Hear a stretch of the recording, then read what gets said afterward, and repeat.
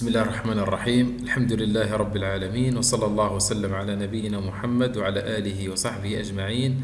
أما بعد، السلام عليكم ورحمة الله وبركاته. مرحبا بكم أيها المتابعون الكرام في هذا الفيديو الجديد على قناتنا، والذي سنتكلم فيه إن شاء الله عن مخطط منزل 400 متر، لمساحة 400 متر، مخطط لفيلا في 400 متر. قبل البدء في هذا الفيديو أيها الأحبة الكرام، إذا كنتم تتابعوننا لأول مرة، نطلب منكم الاشتراك في قناتنا، وذلك بالضغط على زر اشتراك. أيضا لا تنسوا دعمنا بالإعجاب في هذا الفيديو لكي يظهر أكثر في اليوتيوب. أيضا أيها الأحبة الكرام، إذا عندكم أرض وتريدون تصميم سواء لسكن أو مشروع أو أي أمر يخص يعني الهندسة المعمارية أو رخصة بناء أو 3D أو ديكور داخلي، بإمكانكم التواصل معنا في الأرقام الظاهرة أمامكم عبر الواتساب أو عبر الهاتف أو عبر الفايبر أو عبر صفحتنا في الفيسبوك الظاهرة أمامكم الآن، ونصمم لكم. ومرحبا بكم أيها الأحبة الكرام. ننتقل الآن إلى التصميم الذي سنعرضه لكم هذا اليوم، وهو لفيلا في مساحة 400 متر، 20 في 20. المدخل الرئيسي لهذه الفيلا من هذه الجهة كما ترون. عندنا 3 مداخل: مدخل خاص بالشقق من هنا، ومدخل خاص الرئيسي بالفيلا يكون من هذه الجهة، ومدخل خاص بالسيارة يكون من هذه الجهة.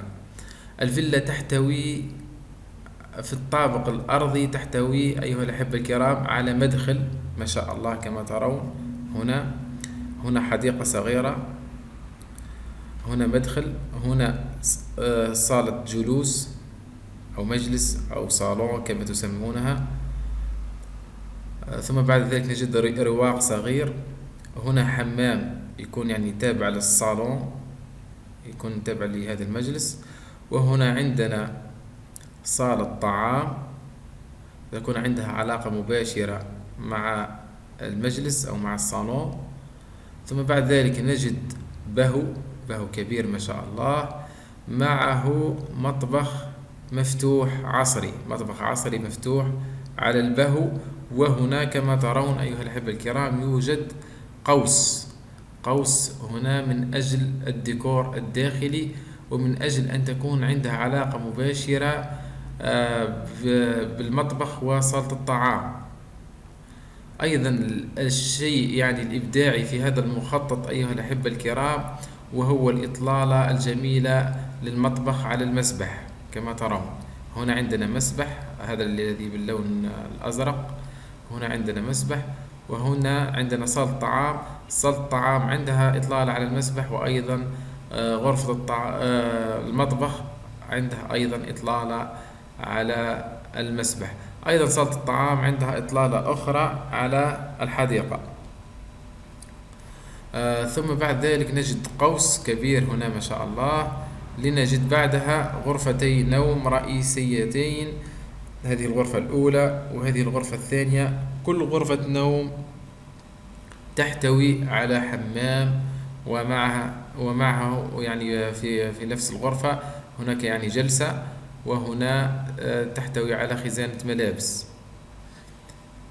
أيضا في غرفة النوم، هذا المجلس الصغير في غرفة النوم له إطلالة على حديقة، يعني عندنا في هذه الجهة حديقة، ومن هنا حديقة، يعني حديقة صغيرة، ومن هنا حديقة صغيرة من أجل إطلالة لغرف النوم كما ترون أيها الأحبة الكرام. وهنا عندنا حمام، وهنا عندنا مصلى للعائلة. هنا أيضا عندنا حديقة صغيرة، وهنا مكان السيارة. بإمكان هذا المكان أن يعني مساحته تأخذ حوالي سيارتين أو 3، هذه كامل خاص بالسيارات هذه الجهة. يعني مخطط جميل متناسق ما شاء الله. ننتقل إلى الطابق العلوي.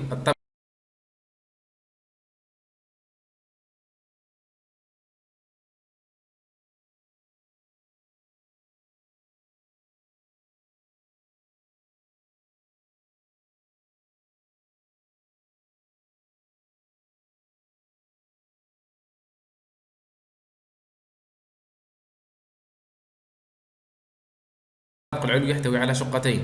بإمكاننا أن نصعد الطابق العلوي من الفيلا الخاصة بالعائلة، أو بإمكاننا إذا مثلا صاحب هذا المنزل يريد أن يؤجره، بإمكانه أن يعني يغلق يعني في الأعلى الجهة المصعد الخاص بالعائلة، ويجعل المصعد الثانوي والذي يكون في هذه الجهة يصعدنا إلى الطابق العلوي.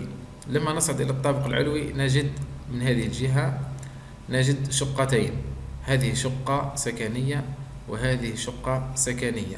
كل شقة سكنية تحتوي على صالة وغرفتي نوم ومطبخ وحمام وبهو كما ترون. يعني كل شقة سكنية عندها صالة، غرفتي نوم ومطبخ وحمام. هذه الجهة عندها غرفة خاصة بالأبوين، وعندهم إطلالات يعني جميلة ما شاء الله. يعني كامل هذا المخطط يعني في مساحة 400 متر، المساحة المبنية أقل من 400 متر، حوالي 300 وما شابه. كامل المخطط يعني كامل الفيلا في أرض مساحته 400 متر، 20 في 20.